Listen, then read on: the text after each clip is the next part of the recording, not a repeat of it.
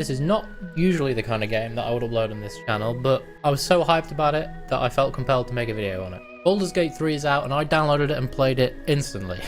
It's an RPG game based in the world of the Forgotten Realms, the main setting of the Dungeons & Dragons universe, which for context, I'm a big fan of Dungeons & Dragons. I've been playing it on and off for about 3 or 4 years.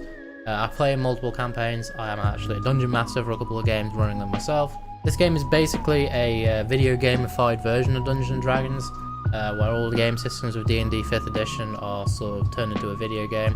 And the headlines before release state that this game has an inconceivable amount of content in it. 10,000 hours of gameplay, one playthrough going through 100 hours.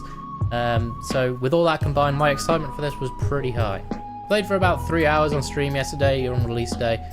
This video is kind of going to be my findings, my first impressions from that gameplay. So if you like this video, please leave a like on it. If you want to see more videos about games other than Call of Duty, comment down below. Like any other AAA RPG, you start off with a nice little cutscene with a lovely animation that looks nothing like the gameplay. But this is really cool, actually. It looks pretty good. Oh, Jesus Christ! Jesus Christ! That is awful! Oh my god! No thanks. Get it away from my fucking eye sockets. Jesus Christ, that's rank. Anyway, after that horrific sequence, you, just like any other RPG, you start the customary complicated character creation process.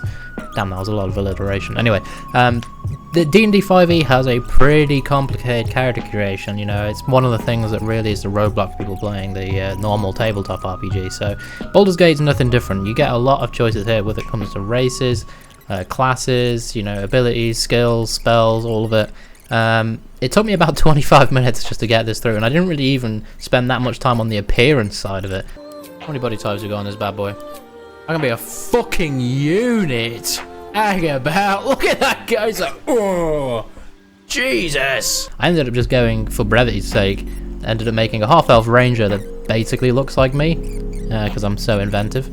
But I really did enjoy seeing all of the systems from D&D 5e in the game, because the character creation system in D&D, as many people might not know from not playing it, it really does just give you limitless potential on what you can play, what you can make, and what you can end up doing when you get into games. So to see that much thought put into the character creation really did fill me with hope that this game is going to be good. Not that I'd really had any doubts anyway. As I get started with the tutorial, it starts to slowly reveal to me the amount of choice present in the game, immediately presenting me with multiple things. Do I save the creepy brain? You've come to save us from this place. Jesus Christ, man. I mean, you could have just fucking stabbed it or something, like... Where's the key for this box? How do I get this woman out of the pod? Do I even bother getting her out of the pod? Do I assist the mind flayers who imprisoned me, or do I assist the fiends? And this is only the tutorial. I eventually get through the tutorial and I'm back on dry land, and it's at this point where the realization starts to hit me of just how much content there's going to be in this game. It's almost like the knowledge of how much content there is available aids the experience of feeling like you're in a sprawling, expansive world filled with choice, because you are in a sprawling, expansive world filled with choice. Soon after having these positive vibes, I die in my first fight, which tells me this is not your average RPG, and I might actually have to start thinking in combat. I mean, that was quick, wasn't it? I managed to break into this trap tomb, stealing a nice looking dagger and getting out while after wasting a bunch of my health potions to brute force my way through the traps. Oh fuck.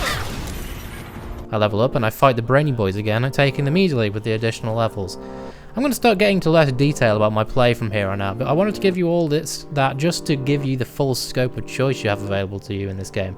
I bet there was more to find in that tomb, and I'll probably go back on my next opportunity, but for now, I just got what I needed and got out. You're never forced into any particular choice.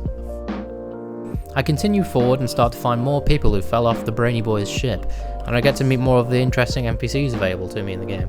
Brain things called. In the grass. I love how he's always just like you killed the other. All fitting into classic D&D 5e classes and filling my party up to the max. I actually end up finding enough people that I have to start making choices of who to even have in the party, revealing a nifty bit of strategy to the combat that hadn't really been available yet. After dealing with a rather large goblin encounter, but we've lost so many already, and more will die. Facial animations are good for the NPCs. I've tried. It's kind of a shame that the facial animations for the the player It's not character your are a bit business. shit. She owes you for saving this place. I eventually run into the first large location of NPCs, a grove filled with squabbling tieflings and druids. Then the main druid guy has been kidnapped by a onslaughting army of goblins, and the absolute bitch that's taken over the druids is trying to kick all the tieflings out for them to get killed by the goblins. She's a real piece of work. You walk around talking to all the NPCs, getting quests, and it's just another moment where I realise again just how much choice there is available. The game eventually presents like 5 or 6 ways of solving this situation, either taking the side of the tieflings, the druids, the multiple ways of solving it for each of them. You can even side with the goblins, it seems, though I don't really know which one I'm going to pick. It's a complex weave of NPC personalities, really showing just how much interconnectedness there is here. I didn't really get much further than this. I kind of got here and then started spending too much time deciding what to do, what choices to make, and then it turned out it was about 11:30, so I needed to go to bed for work in the morning. I played about 3 hours in total. My first impressions are this game is great. It seems to translate the D&D mechanics really well into a video game, removing and changing just the small amounts necessary to make it work. And it doesn't just work, it really works. The dice roll elements invoke the same joy or disappointment you'd get when rolling them and playing on the tabletop. The combat is complicated and engaging. The NPCs are interesting, the quests are complex and interconnected with seemingly unlimited choice. And the small amount of the world I have seen so far very clearly indicated to the player how much there is left to explore. I can't wait to get back in, and the rest of the gaming industry should be taking notes. Like I said earlier, this is not really the kind of video I would usually make. It's usually sort of Call of Duty content for the most part, but I do like playing other games. You know, there's a bit of a stereotype with Call of Duty players, people in the Call of Duty community, that that's the only game we play. We don't play anything else, and I don't think that's fair. You know, you don't need to just play Call of Duty if you want to remain good at it. You can play other games. And I do like playing other games, and I'm going to be playing a lot of this, so I'm going to be this and Call of Duty for the most part. I'm going to be streaming, so if you do want to see more of the gameplay, please hit subscribe and hit the notification bell so you don't miss any more of the streams. If you want to see more COD uploads, then please check out those as well. We've been the analytics have been showing I've been gradually getting a little bit bigger, getting a little bit more traction, and I really appreciate all the support that you guys have been giving. I've noticed a couple of you guys, subscribers, have been repeatedly commenting and liking the videos and watching them, and I really appreciate that. The support doesn't go unnoticed, and I appreciate the continued support that you're willing to give.